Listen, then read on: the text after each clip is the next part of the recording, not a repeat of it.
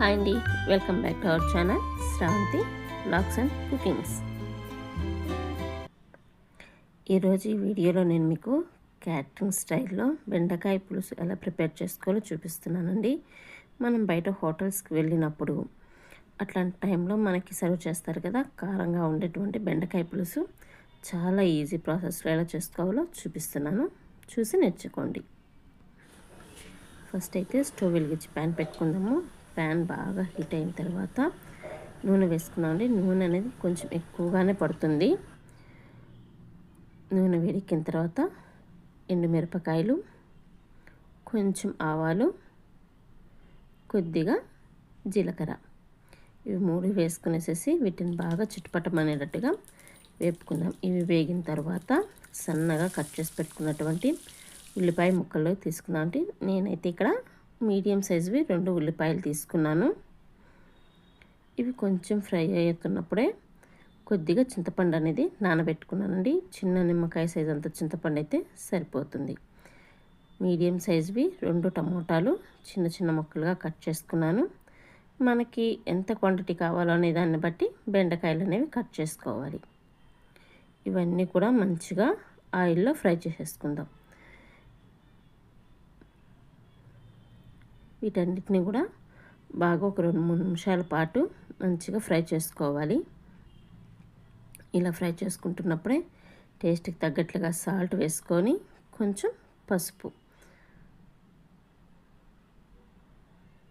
కొద్దిగా కారం అనేది కొంచెం ఎక్కువగానే వేసుకోండి. ఇది హోమ్ మేడ్ సాంబార్ పౌడరు, నేను ఇంట్లో ప్రిపేర్ చేసుకున్నది వేడుతున్నాను. మీకు కావాలి అని అనుకుంటే రెడీమేడ్ కూడా వాడచ్చు. దానివల్ల మనకి కొంచెం ఫ్లేవర్ వేరేగా అనిపిస్తుంది. సాంబార్ పౌడర్ అందుబాటులో లేకపోతే కొంచెం మెంతిపిండి కూడా వేసుకోండి, టేస్ట్ అనేది చాలా బాగుంటుంది. వీటన్నిటిని మూత పెట్టేసేసి ఒక 2 నిమిషాల పాటు బాగా మగ్గించుకోవాలి. ఇలా మగ్గిన బెండకాయ ముక్కల్ని అన్నిటిని కూడా మంచిగా కలుపుకునేసేసి ముందుగా మనం నానబెట్టుకున్న చింతపండు ఏదైతే ఉందో దాంట్లో నుంచి చిక్కటి గుజ్జు తీసుకునేసేసి అది వేసుకోవాలండి. ఇక్కడ నేనైతే ఇది 3 to 5 మెంబర్స్కి ఈజీగా సరిపోతుంది, అంత క్వాంటిటీ అనేది చేస్తున్నాను. ఇట్లాగా చిక్కటి చింతపండు గుజ్జు అనేది తీసుకొని అంతా కూడా ముక్కలకి బాగా పట్టే విధంగా కలిపేసి ఒక 2 నిమిషాల పాటు అదే చింతపండు గుజ్జులో మగ్గించుకోవాలి.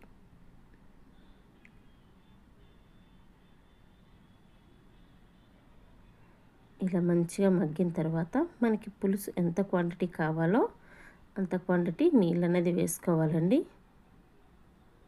బాగా మిక్స్ చేసేసి హైలో పెట్టి బాగా రోలింగ్ బాయిల్ అనేది రన్నిద్దాం. ఇప్పుడు నేను 1 స్పూన్ బెల్లం పౌడర్ అనేది వేస్తున్నాను.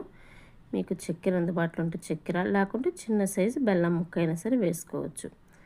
ఫ్లేవర్ కోసంగా కొత్తిమీర, కరివేపాకు, ఇంతేనండి. వీటన్నిటిని వేసి బాగా మరిగించుకొనేసేసి కొంచెం చిక్కబడుతున్నది అనగా మనం స్టవ్ ఆఫ్ చేసేసుకున్నాము అనంటే చాలా టేస్టీగా ఉండేటువంటి బెండకాయ పులుసు అనేది రెడీ అయిపోతుంది.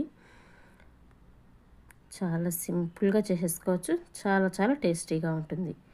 మీరు కనుక నా ఛానల్ ఫస్ట్ టైం చూస్తున్నట్లయితే సబ్స్క్రైబ్ చేసుకోండి. మీకు కనుక వీడియో నచ్చితే లైక్ చేయండి. తప్పకుండా ట్రై చేసి మీకు టేస్ట్ ఎలా అనిపించిందో కూడా కామెంట్ చేయండి.